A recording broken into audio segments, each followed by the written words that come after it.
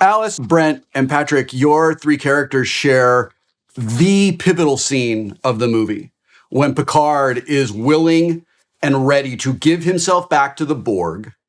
Right before Picard and Data team up, we find out Data's really on our side and they sabotage the Queen. It's such an incredible moment in the film. It's such an incredible moment in the history of the Star Trek franchise. I would love for you to talk about that scene in particular and the other scenes that you had together, the three of you. And Alice, I would love it if you would start us off. It was a wonderful scene because it was the first moment. I mean, if I talk about it from the point of view of an actor, in all the build-up we've had, it's the first moment that the Queen and Picard actually come face to face with their shared history. Just as an actor, the arc of the writing of the scene was wonderful because it's an extraordinary journey through the scene from where it starts to where it ends. Just a beautifully written scene and great to do because it's one of those scenes that does itself if you let it, if you don't mess with it. And I think we did it quite late in the shoot. So I think that there was a sense that everyone had really settled into the story.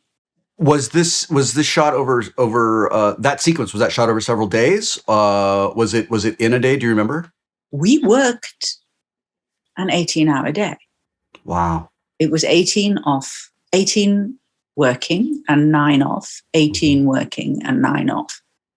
So frankly, by that time, I was just floating. I had lost track of day or night because we literally worked 18 on, 9 off, 18 on, 9 off. So day and night got scrambled, which was great because that was like the Borg headspace at that point. Yeah. I was just floating, which was a wonderful feeling.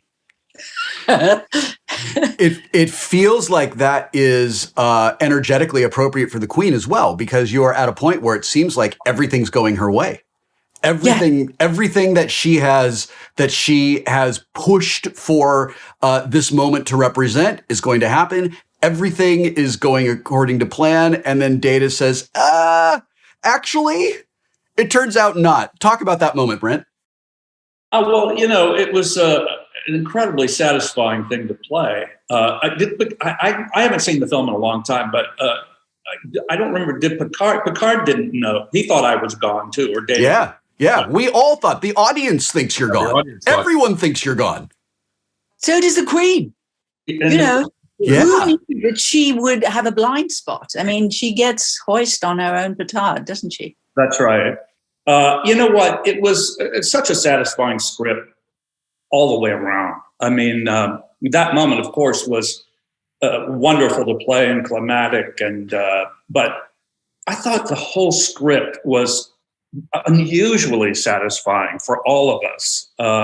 We all got to play things that were a dream to do, and they all landed so nicely. And even the denouement to that scene, the scene after Picard kills the Borg Queen or pulls her down, or Data pulls her down into whatever the substance is that destroys her.